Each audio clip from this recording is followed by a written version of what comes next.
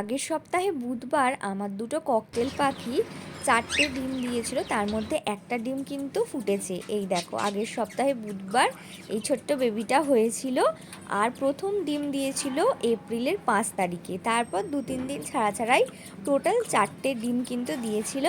আগের সপ্তাহে বুধবারই কিন্তু প্রথম যে বেবিটা দেখালাম সেই বেবিটা হয়েছিল। আর আজকে হচ্ছে 7 দিন। 7 দিনের মাথায় কিন্তু তোমরা দেখতে পাচ্ছ 3টে বেবি হয়ে গেছে। যে বেবিটা ঘাড় তুলে নাড়ছে ওটাই কিন্তু আগের সপ্তাহে ওরকম ছোট্ট ছিল। এই সপ্তাহে 7 দিন, আজকে অনেকটাই বড় হয়ে গেছে। দেখো, ওর ভিডিওটাই দেখাচ্ছি। আগের সপ্তাহে কিরম ছোট্ট ছিল, আর এই সপ্তাহে কিন্তু দেখো অনেকটা বড় হয়ে গেছে। আর দুটো ডিম ফুটেও কিন্তু ছোট ছোট বেবি হয়ে গেছে। এই দেখো, মেয়ে ককটেল পাখিটা আর পিছন দিকে ছেলেটা এখন দুজনে বাইরে খেলা করছে।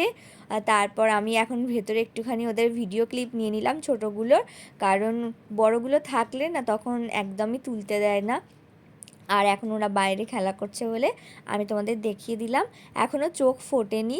আর একটা ডিম কবে ফুটবে এটাই ভাবছি আমরা। কি কিউট দেখতে না সামনে থেকে, এত সুন্দর লাগছে যেন মনে হচ্ছে কবে হাতে নেব।